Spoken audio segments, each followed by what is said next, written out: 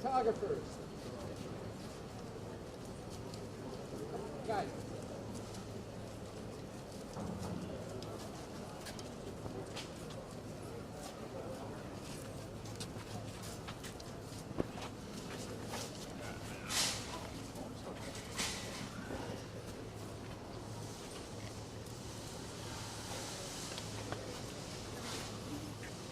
All right, everyone, stand back. You got your phone back. Everybody, today it's an honor for me to be here with the governor and the mayor in New Orleans. We're obviously visiting the site of the terrorist attack that happened here on Bourbon Street and paying respect to the 14 victims and their families and the loss and the tragedy that was felt here. Lives were changed forever. And a lot of these individuals that you see standing behind us were here on people's very worst days. They lost people that they loved and will never be the same again. For us to always remember that. To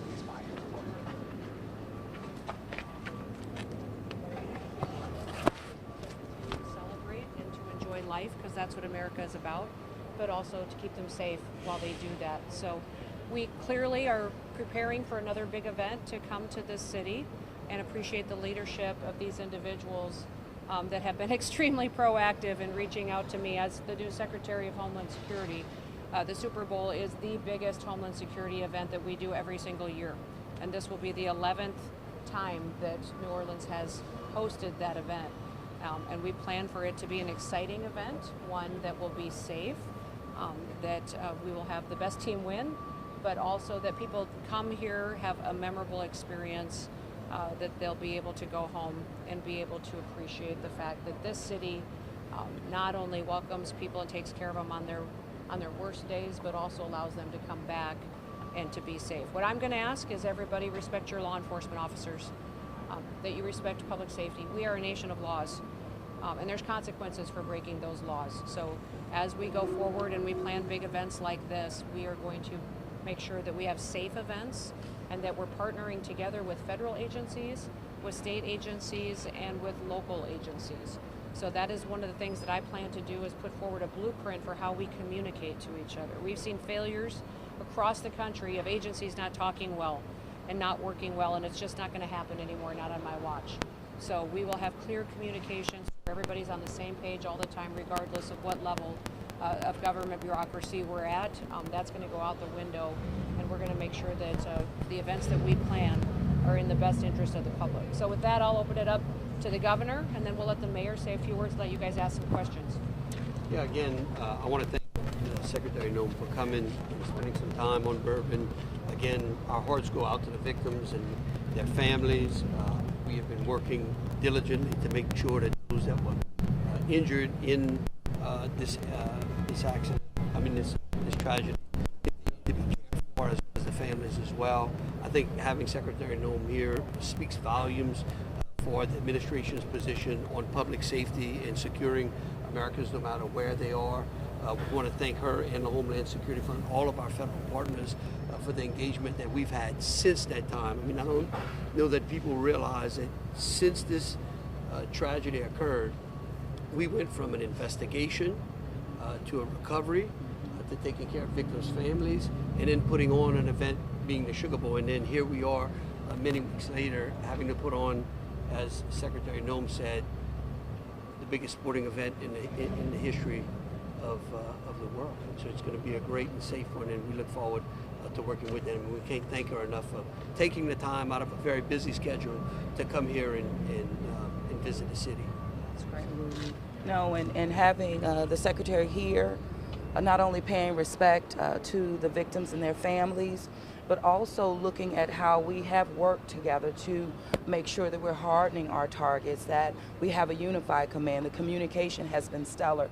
Thank you so much. Thank you, Governor. But also, as I shared with you earlier, when you said a Tier 1 rating even for Mardi Gras, and how you are committed to making sure New Orleans has that long term, you get it. Yeah. So we appreciate you.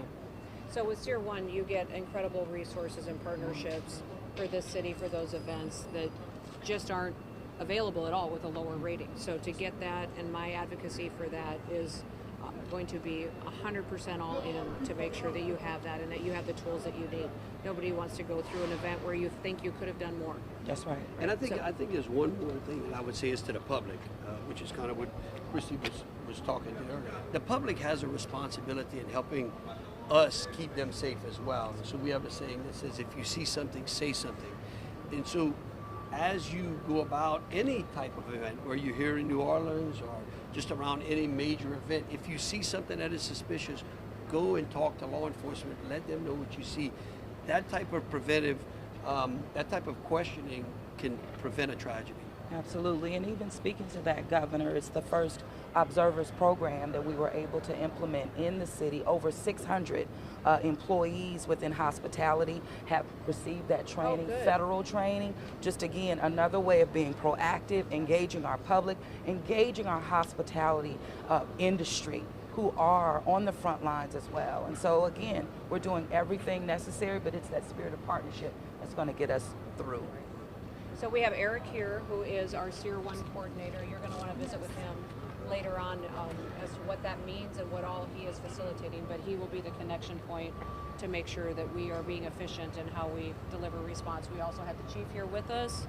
We have several other leadership teams here that have been very important to making sure that we're making the right decisions going forward. But I want to open it up to your questions. Right now, we've probably got time for 2 or 3 questions. Madam Secretary, please. Madam Secretary from Mexico. Right yes, sir. Breaking news today. Yes. Donald Trump talked to President Sheinbaum, and they, by the way, Francisco Villalobos from Yes. Televisa Mexico, I apologize, ma'am. They came to an agreement. They hold on the To tariffs. avoid the tariffs? They're going to extend for a month. Mexico committed to some certain national security commitments to the border. I wanted you to have the opportunity to comment about that. And also, if you don't mind, I saw you meet the press yesterday, ma'am. You did a great job. Thank you. And if you could please reiterate to the millions of Spanish-speaking folks of the cities that no peaceful, undocumented immigrant or criminal alien, whatever you want to call it, is going to be sent to Guantanamo Bay. Listen, we're going after the worst first. And we are building out our capacity at Guantanamo Bay. Right now, that is where the worst are going. We have only a handful of individuals there now, but we will build out those facilities to have a capacity there to meet our needs. But I think it's fantastic that the President of Mexico has come on board, and that should send a message to every other country. This president, when he says something, he means it. That he wants cooperation. He wants people to come to the table, and it will be better for your people, and it will be better for the United States of America. Listen, we are the leader of the free world. And so when the president says he will threaten tariffs, he will threaten ending programs, because in order to keep us safe, that it's best to come to the table and talk to him about what we can do that's better to build a relationship with these countries. So if you're here legally as a citizen of the United States, there is no concern for you whatsoever. If you are here and you're undocumented, just know that American citizens have to follow the law. And so do people that aren't American citizens. We're a nation of laws. So it would be better if you cooperatively worked with us so we could find a solution. And listen, members of Congress have the opportunity to change the law every single day. I would encourage members of Congress to get something done. They've been talking about this for decades, and they suck in the fact that they have not come up with a solution.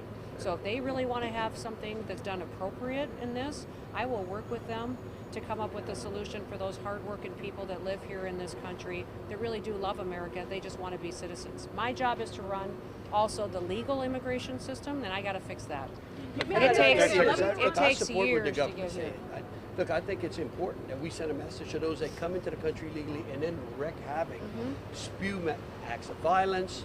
I mean, just break our laws and then believe that they can continue to just go about their day, continuing to wreak criminal activity in these cities with no consequences. And so I support the president for going after them and making sure that we put them in a place that's off of our streets. So Secretary still a partner? Listen, I do not. The enhanced security zones, my understanding is that coolers are banned. Can you explain, are concealed weapons also banned? Well, look, here's what we know. First of all, we have created an enhanced security zone, which we put out on the map. We have restricted coolers because, again, we saw that was something that the terrorists used on here. You had 2 IEDs that were placed. It helps us if we take away those types of devices that they're using in their acts. And so we restricted coolers, and we're making all prohibited.